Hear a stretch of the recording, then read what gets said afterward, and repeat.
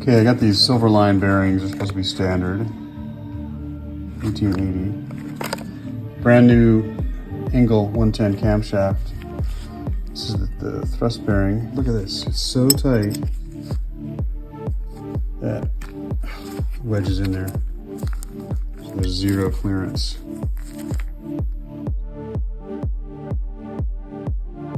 All right, so what we're doing here is we're actually going to sand down this thrust surface just enough to fit back in, to fit in here, and then I'm going to fine polish it to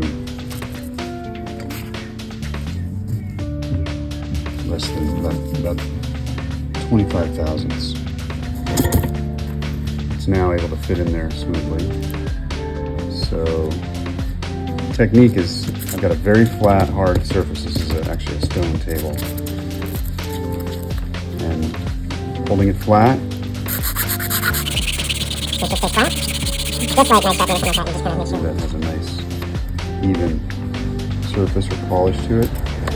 And I'll do the same amount maybe. Okay, I'll just show finishing this off. I'm using 600 grit. Final, just taking the last little bit of material off. Very flat. Same amount on both sides. And it's very smooth, very shiny, almost polished surface. And so when we check it, just put it back on cam, feeler gauge at the top. Snug, but obviously movable. Clean everything off really, really well, of course. Put it in, lubricate it, and we should be good to go.